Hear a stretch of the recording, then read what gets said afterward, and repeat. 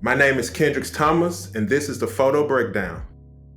Photo Breakdown is a podcast where I talk with a photographer, sharing the story of a specific photograph, technique, or business win. I'm your host, Scott Weidenkivowitz, and this is the Photo Breakdown. Let's break it down. Hello, my name is Scott Weidenkivowitz, your host of Photo Breakdown, and today I'm sitting down with Kendrix Thomas to talk about a really cool photo that I'm especially excited to talk about because, well, one, for those who know me, who have listened to me for a while, who have followed my YouTube channel, whatever, you know that I do karate, specifically Goju-Ryu. And the photo that we're going to be talking about today and digging into is actually a Muay Thai photo and in Thailand. And so this is going to be a fun one. So hi, Kendrix. How you doing? Hi, Scott. How are you? I'm doing well, doing well. Yes, I've been doing some editing this morning. I did a surprise proposal session last night, so lots of photos to go through. So that's what I've been doing this morning. Lots of editing. Nice. Sounds fun. Yeah. So I've got two questions for you. The first question, who has been the biggest influence on your life? Biggest influence on my life. If we're talking from a photography standpoint, I would have to say my mother. She put a camera, video and photo camera in my hands as a very young child, young age. I've always been fascinated by photos and video cameras. So she was the one put me first in the game of photography back in the old film days. So she definitely had a big influence on my photography life and my life overall. Awesome. That's a good answer. All right. So my second question, if you could only photograph one thing for the rest of your life, what would it be? One thing, we'll have to say a genre overall would be landscapes. Any type of landscape photo, outdoor photo, whether it be the beach or the mountains or anything in between. I would be just happy doing that until I'm in the grave. That brings me extreme joy, and I can never get enough of it. Yeah, I'm right there with you. Like if I could never photograph another person for the rest of my life, Right. and didn't have to worry about taking care of my family or anything like that, I would 100% just get into the Zen zone and photograph landscapes. Right. I love it. Before we dive in, this episode is sponsored by my lead generation course for photographers called More Leads, More Clients. Yes, if you would like to increase the leads you're generating on your photography site, you can use the strategies I teach in my course. Access it at scottwyden.com/leads. Awesome. So let's break down the photo. This photo, first of all, you are originally from Atlanta, Georgia, here in the United States. This photo is in Thailand, where, from what I understand, you moved to Thailand. Right. Actually, I'm from Memphis. I'm originally from the Mississippi, Memphis area. Yeah, that's where I was born and raised and grew up around Mississippi, Memphis, Tennessee area. I moved to Atlanta and did some personal photography there for a while. And then I moved to Thailand in 2012. And that's where I took off with freedom of photography and got to getting into photographing Muay Thai fights. It's awesome. Yeah. So how did you wind up? How did you wind up in Thailand? Like, of all places, how did you wind up there? And how did you get to this fight to begin with? Well, photography isn't my full-time job. It's a very serious passion of mine, but my full-time job is I build wind farms. I'm a wind farm construction manager, and I accepted a job in Thailand to build Thailand's first wind farm. It's the first wind farm in Thailand and the biggest in all of Southeast Asia. And I was part of that project, which brought me to super rural Thailand, about 4 hours north of Bangkok, to a small village called Hoi Bong. And that is where I was helping build a wind farm. And on my time off and days off, of course, I was into photography already. I would go to the national parks and try to find things to photograph. And one day, one of the office admin girls was telling me about the Muay Thai fights that I should go to. And I went to one and I was completely hooked. This one particular on this photo was in a small town, maybe 30 minutes from the town I lived in called Dan Kuntot. And it was at the Wat Banrai Temple. And it's that's how I ended up getting to there. One of the girls at work told me about it. And it was one of the best photo experiences that I had in Thailand. So about what year would you say this one was? This photo was probably 2013 or Wow, okay. 14, probably 2013, maybe a year or two after I moved to Thailand. It's so interesting because one, um, so in the United States, traditional martial arts, which is what I study, uh, Hmm. there's no boxing ring. Muay Thai is all about in the boxing ring. Uh, Hmm. they're heavy on kicking the legs. You know, they're all about strengthening and conditioning their bones to take the brute force, right? Right. So it's interesting that one the girl who lost is she knocked out? Like she's on the ground. She's Oh yeah, she's nah, kaput. she's cold. Yeah, it's a Yeah, wrap. It's done for her. yeah. Yeah. All right. So obviously the girl who won is very excited. You can see the smile Extremely. on her face. She's Yeah. ecstatic. Yeah.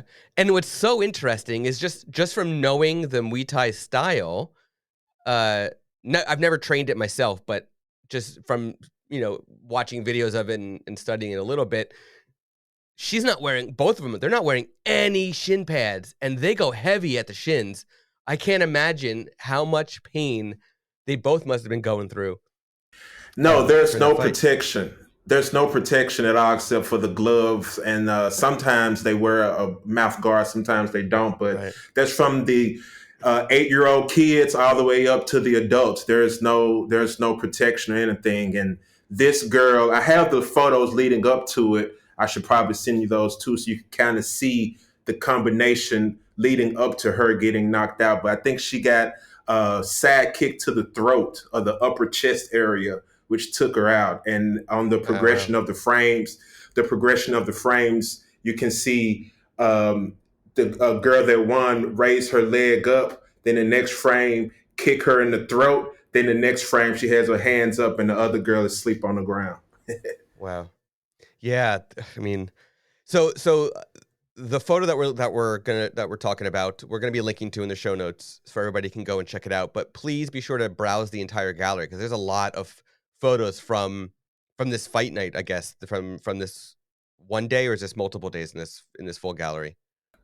This full gallery here is from a couple nights. At the beginning of the gallery, you can see that it's more like a, a rugged training gym, just in the Yes. jungle, where the guys are just kind of working out. And then after that, you see those same guys in the training. I mean, in the actual fight. That's from one night in Pak Chong. And then the third, you can see the feel of the photos. They all kind of have a feel. They're grouped together. They have a feel. And the third one on the bottom, where the girl got knocked out, that we're talking about now, that's on another fight. So Right. the gallery shows three different scenes: one in the training session and two actual fights on two different nights. Awesome. So can you talk to me about what you had? It looks like maybe you had a flash with you, potentially. Like, could you talk about what equipment you were using to photograph this one specific photo? So this one specific photo, I did have a flash on me at the beginning of the early in the fights. I did not have to use the flash because I believe it was more in the daytime, so it was still light uh, in the scene where I didn't have to use the flash. But Mhm. as the night progressed on, I had to turn the flash on so I can get better shots. But that's also a fine balancing act that you have to do too, because you don't want to flash or blind the fighters. So Yes. when I first started, I blinded a couple fighters, and I saw the people I didn't know what they were saying. I couldn't speak Thai at the time. I can now, but at the time, I didn't know what they were saying. And they was like, "Hey, stop blinding the fighters." So like, okay, sorry. So and it was a very bright flash. So I had to like kind of work on my timing with so that I wouldn't blind the fighters that bad. But yeah, so on that particular shot, I had a 24 to 104. I was using a 5D Mark III, and I had a 24 to 105 F4 with the I think it was a 400 the 400 XL flash. I forget the it was the Canon flash, but Okay. I did have the external flash on, and the body was a 5D Mark III, and the lens was a 24 to 105 F4. That's a great combination of camera and lens too. Obviously, with when it gets dark out, yeah, an f4 is going to be a little trickier, but at the same time, that camera has pretty good ISO, so Yes, yes, you it can make does. do. Yeah, Right, it's very good, but as it's low light and there's a lot of fast action going on, it yeah, really the flash helps capture some of the action because you have to pick your poison. Do you want to have low light but blurry photos, or you got to kind of have to find a fine line, and I think I found it with that one yeah, with that yeah. I think, and combination. using the flash after she's already won and doesn't have to worry about getting punched in the face anymore, um, or Right. kicked in the face. Then at that point, it's all good. And it looks like, and I could be mistaken, but it actually looks like she won in the third round or something because there's a 1, 2, 3, 4 sign in the back corner that's actually illuminated at 3. So I'm assuming Yep. it was a third round knockout. Yes, it was. It was the third round knockout. Each round lasted, I think, for the girls, her class. I think there was like the older teen girls. The rounds go for maybe 90 seconds, less than 2 minutes, I believe. And this was the third round. And from my remembrance, it was pretty much back and forth. She kind of had the upper hand for the most part, but it was a pretty evenly matched fight. And then she just timed that perfect kick to the chest throat area, and it was night night after that. Yeah, yeah. Unfortunately, sometimes your opponent having really good timing is a way to take a pretty big hit. So, Yes, it was, and it's something to see the girls go at it. They go just as hard as the guys and the little kids. yeah. It's no just cutesy, dainty girls out there just slapping each other around. No, they were going full on knees to the face and elbows to the chin, and it's pretty intense to see. Muay Thai is a pretty scary sport because because of the fact that how hard they train to condition their bodies, they're literally their arms and their legs conditioned to and their elbows even they do elbow strikes a lot to take brute force without pads. If that's not somebody you want to get into a fight with, even off, out of the rink on the street, like that's you would never know if they're a Muay Thai fighter and they can take it. So Definitely. I mean, the conditioning is unreal. A lot of these fighters train from the time that they're kids. So, I yeah, mean, like if you look at their gallery at the training gym, off to the side, you got little kids yep, just start kicking trees, and a lot of them they just kick trees all day since they're like 8 years old. So the time you get to like 16 and you're fighting, your whole shin leg is just a piece of steel. Like yep, they just yep. kick trees all day, and it's the conditioning.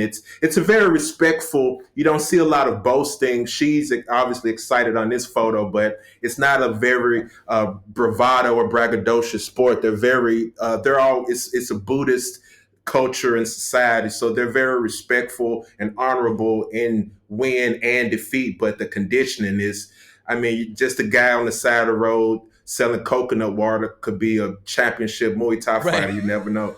Yeah, yeah, And you don't that's want to find out either. yeah. And it wouldn't surprise me if I mean, just knowing the martial arts brotherhood or sisterhood that comes in play, it wouldn't surprise me if the girl who won, you know, helped when the girl who came, who got knocked out came to, if the girl who won helped her up and gave her a hug or a fist bump or whatever, that's what would happen Right. in typically here anyway. So wouldn't surprise me. Right. But see, I can't help but to get a little off topic from the photo itself because of the subject matter. But that's why I picked this photo. I love the photo. I love the subject matter. I think the colors for this photo are just quite beautiful. They really pop out, like her red shirt, the blue shorts matching the blue gloves. It all just really pops, and you even got the texture and detail in the really filthy mat in the rink, right? So you got that in there Yes, too. it's not, if you're a germaphobe, that's not somewhere you want to be. I could tell you that. It's Yeah. rural Thailand. It's hot. It's probably nighttime. It's probably cooled down to a nice cool 90, 95 degrees Fahrenheit. It's in the middle of the jungle. It's very hot. It's very steamy. There's smoky cigarettes, loud music. These people are playing this very high pitched. To me, it sounds like a squeal, screechy music. On this same link, on this same gallery at the top, you can see the video of the kids, but it's that same night. And you can, if you watch that video clip, you can get a feel of what the environment was like with the noise and the yelling, and it's very intense. But the colors here, I didn't do a lot of editing on that. There's those actual how intense the colors were on that. So it's just how everything looks on the photo. That's real colors. Awesome. I think that says a lot for one, just getting the correct exposure. Using the flash there worked well, and then also the Canon body that you were using has beautiful color as well, which helped that at the same time. So I think it's Yeah, it accumulation does. of everything. So thank you so much for breaking down this photo with me. One more question or two more questions. What should I have asked you but didn't? What should you have asked me but didn't? I'm not sure. The I think we covered the photo pretty good. We covered all the details. Again, I think it would bring some context to this photo if I don't know if you have or not, but if the people, and if they click on in the show notes, they can scroll up and see the video of the fight, not this particular fight on the photo, but the fights from that night. You can get a feel of the environment, and I think that brings another element. If you can hear the noise, and every time there's a punch or a kick, the crowd reacts, and it's smoky and loud. It's kind of like those stereotypical uh, Southeast Asian hot, sweaty jungle fights you see kind of in the movies a little bit. There's a Yep. little truth to that. But if you just look at that video clip, I think you can get a feel of the environment, and that'll put this photo that we're talking about into context a little bit. Awesome. Yeah, everybody should definitely, I'm going to be linking directly to the photo, but you can always browse through the rest of this page, this gallery, the videos, and of course, Kendrick's full site. So speaking of which, where can our listeners connect with you online? They can connect, of course, on my website, freedomofphotography.com. I have all of my links there. They can interact with me on there, leave comments, or reach me by email. Or if they want to reach out to me directly on social, I don't do Twitter too much, but I'm on Instagram at I am Kendro, I am Kendro, or on Facebook at my name, Kendrix Thomas. And they can see all of my photos and interact with me and kind of see what I do and through all of my travels. I've been to 40 plus countries, so I have a wide portfolio of photos that they can interact with me and connect with me through. Awesome. Thank you for listening to the Photo Breakdown. For the show notes and to see the photo shared today, visit photobreakdown.com.